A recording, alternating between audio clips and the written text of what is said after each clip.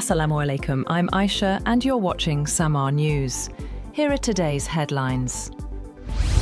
US President Donald Trump says the United States may launch a second military strike on Venezuela following the capture of President Nicolás Maduro if remaining members of the administration do not cooperate with his efforts to get the country fixed. Trump's comments to reporters aboard Air Force One raised the possibility of further US military interventions in Latin America and suggested Colombia and Mexico could also face military action if they do not reduce the flow of illicit drugs to the United States.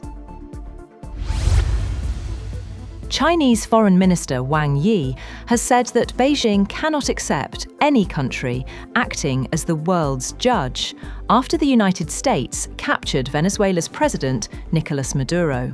Wang told his Pakistani counterpart, Ishaq Dar, in Beijing, that China never believed that any country can act as the world's police, referring to sudden developments in Venezuela without directly mentioning the US. He said the sovereignty and security of all countries should be fully protected under international law. The Cuban government has said that 32 of its citizens have been killed during the US raid on Venezuela to extract President Nicolás Maduro for prosecution in the United States. Havana said there would be 2 days of mourning on January 5th and 6th in honor of those killed, and said funeral arrangements would be announced.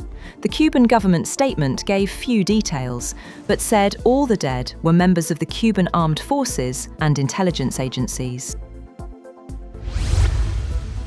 Venezuela's acting president, Delcy Rodriguez, has invited the US government to collaborate on an agenda of cooperation in a statement on social media that struck a conciliatory tone following the US capture of President Nicolás Maduro. She said that Venezuela aspires to live without external threats and that she wanted to prioritize moving towards balanced and respectful relations with the United States. Greenland's leadership has pushed back hard against renewed remarks by US President Donald Trump about acquiring the Arctic island, saying its future cannot be decided by outsiders. The reaction follows a US Special Forces operation that captured Venezuela's President Nicolás Maduro, an action that has raised concerns in Denmark about precedent. Trump, speaking aboard Air Force One, said he would revisit the Greenland issue in the coming weeks. Meanwhile, Greenland's Prime Minister, Jens Frederik Nielsen, has warned that threats and annexation talk have no place between allies. On the other hand, Germany's Foreign Minister, Johann Wadephul, said Greenland belongs to Denmark and could fall under NATO's defence umbrella if needed. He added that any move to strengthen Greenland's security would be discussed within the alliance. Ukrainian President Volodymyr Zelensky has announced a change at the top of the country's security service. SBU Chief Vasyl Malyuk will be replaced, with Special Operations Commander Yevhen Kamara set to become acting head. Zelensky said Malyuk would now focus more on combat operations.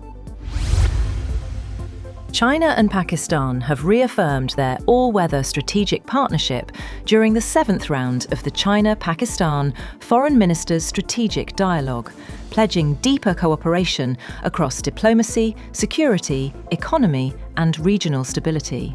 Both sides held detailed discussions on strategic and political cooperation, defence and security, economy, trade, investment, and cultural and people-to-people exchanges, while also reviewing regional and global developments of mutual interest. China and Pakistan also agreed to build CPEC 2.0, aligning development plans and focusing on industry, agriculture, and mining.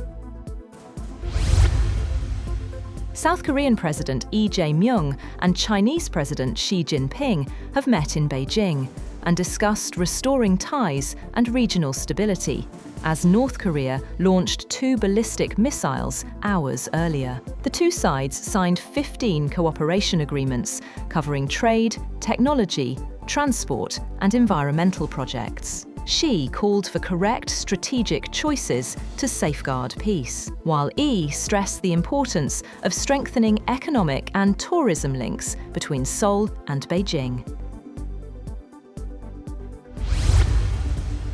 The United States may raise tariffs on India if New Delhi doesn't meet Washington's demand to curb purchases of Russian oil.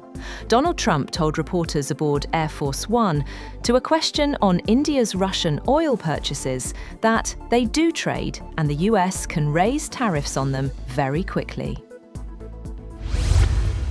That's all for now. For more updates, visit www.samar.tv.